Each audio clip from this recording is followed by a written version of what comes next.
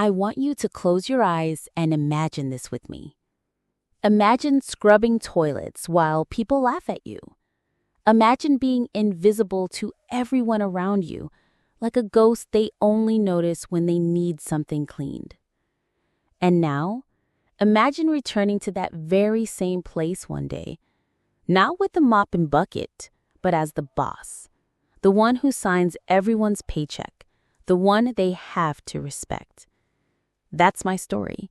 And if you stay with me until the very end, you'll understand why you should never, ever underestimate someone who refuses to give up on their dream. Before I begin, please make sure to like this video and share it with someone who needs a little hope today. This story isn't just about me.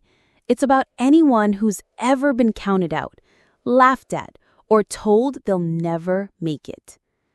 My name is Angela Williams, and this is how I went from cleaning toilets to owning the very building where I was once humiliated.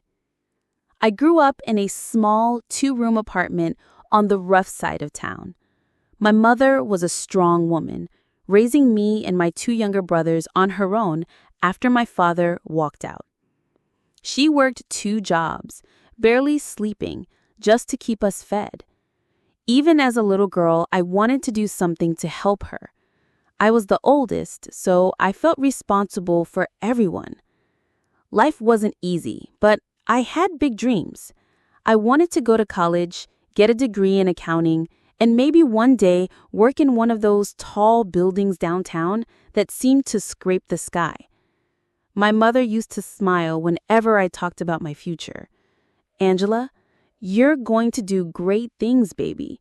Don't let this world tell you otherwise." I held on to those words like a lifeline. After high school, I managed to get into a community college. I worked part-time at a grocery store, and between scholarships and a little financial aid, I thought maybe, just maybe, I could make it. But life has a way of throwing curveballs when you least expect it. My mother fell ill. It started as fatigue, but then came the pain, the doctor's visits, the diagnosis, lupus. I remember sitting in that cold, white hospital room, holding her hand as the doctor explained what it meant. My mother tried to stay strong, but I could see the fear in her eyes. Medical bills started piling up. Medications, treatments, hospital stays. It was more than we could handle. I was faced with an impossible choice: continue my education and chase my dreams, or drop out and help my family survive. I didn't think twice. I left school and started looking for full-time work. The only job I could find quickly was at a cleaning company. They assigned me to a large corporate office downtown, one of those glass skyscrapers I had always admired from a distance. On my first day, I remember staring up at that building with a strange mix of pride and shame. I was proud to be earning money to help my family, but deep inside, I couldn't ignore the sting of cleaning a place where I once dreamed to work in an entirely different way. I bent down, pretending to scrub a stubborn spot on the floor so they wouldn't see the tears welling in my eyes. Humiliation became a constant companion. Some people didn't even say hello. They'd toss their trash on the ground right in front of me, like I wasn't even human. Others made jokes about how I'd probably be there forever, cleaning up after them. But you know what? I kept going. Every morning at 4:30 a.m., I woke up in that cramped apartment, kissed my mother's forehead, and made the long bus ride into the city. I worked all day, came home, cooked dinner, helped my brothers with their homework, and then stayed up late making sure my mother had everything she needed. It was exhausting. There were nights when I cried myself to sleep, wondering if this was all life would ever be. But even in those dark moments, there was a tiny spark inside me that refused to die. One evening, everything changed. I was on the executive floor cleaning one of the restrooms. It was late and most people had gone home. As I scrubbed the sink, I overheard 2 executives talking near the doorway. They were laughing, sipping coffee, completely unaware that I was there. "Man," one of them said, "this building is worth a fortune. The company that owns it just raised rent again. They're making millions off us." The other laughed. "Yeah, imagine owning a place like this. That's where the real money is. Not salaries, not bonuses, ownership. That's how the rich stay rich." Ownership. That word hit me like a thunderbolt. I froze, gripping my sponge tightly as their conversation echoed in my head. For years, I'd only seen the building as a place where I scrubbed toilets and emptied trash bins. But for the first time, I saw it differently. It wasn't just a building. It was a gold mine. A wild, impossible thought sparked in my mind. What if, one day, I owned this place? I almost laughed at myself. It seemed ridiculous.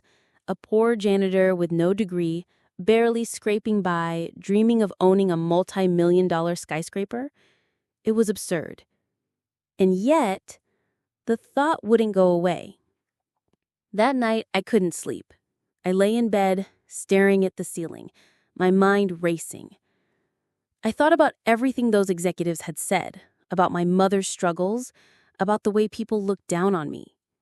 Finally, I whispered to myself in the darkness, "They think I'm just a cleaner, but one day they'll work for me." From that moment on, everything changed. I didn't have money, I didn't have connections, I didn't even have a college degree anymore, but I had determination. Every night after work, once my family was asleep, I stayed up studying. I borrowed books on business, real estate, and finance from the library. I watched free courses online, taking notes by the dim light of a flickering lamp. I was exhausted, but I kept going. While my coworkers spent their paychecks on new clothes or nights out, I saved every single penny I could. I packed my own lunches, wore the same uniform until it was threadbare, and walked instead of taking the bus whenever possible. People laughed at me for being so cheap. Even my friends didn't understand. "Girl, why you always working? You should treat yourself sometimes." I smiled and shook my head. One day, I'll have more than enough to treat myself and my family. Another friend laughed. "Dreams don't pay bills, Angela." But I knew better. Dreams didn't pay bills. Smart planning did. Years passed. Slowly, my savings grew. And then, with trembling hands, I took my first real step. I started my own small cleaning company. I hired 2 women from my neighborhood, women like me, who just needed a chance. At first, it was just a side hustle, but word spread quickly. My company gained a reputation for being reliable and thorough. Soon, I had contracts with several small offices. I wasn't just a cleaner anymore. I was a business owner. Then, one day, I heard news that made my heart race. The very building where I had scrubbed toilets for years was up for sale. It felt like fate was knocking at my door. The price was astronomical, way more than I had. But I didn't let that stop me. I gathered every record of my cleaning company's success, every dollar I'd saved, and marched into a bank with a carefully crafted business plan. The bank manager was skeptical. He looked me up and down, clearly doubting me. "Miss Williams, this is ambitious. Are you sure you can handle something this big?" I met his gaze and said firmly, "Sir, I've been handling big challenges my whole life. This building is just another one." There was a long pause. Finally, he smiled. "All right, Miss Williams, let's see what we can do." Weeks later, after endless meetings and negotiations, the deal was finalized. Angela Williams, the invisible janitor no one respected, was now the owner of the entire building. But I didn't tell anyone right away.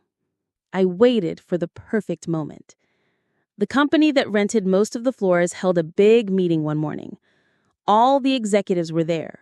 The same ones who had laughed at me, ignored me, treated me like I didn't exist. I walked into that conference room wearing a sharp navy blue suit and heels that clicked confidently against the polished floor. My hair was styled, my posture straight. The room went silent. One executive leaned toward another and whispered, "Wait, isn't that the cleaner?" I smiled and said clearly, "Good morning, everyone. My name is Angela Williams, and I'm the new owner of this building. From now on, things are going to be different." Their jaws dropped. The look on their faces was priceless. Shock, embarrassment, even fear. The same people who once mocked me now scrambled to impress me. But I didn't seek revenge. I didn't fire anyone or humiliate them. Instead, I raised wages for the cleaning staff and created programs to help employees who wanted to improve their skills in education.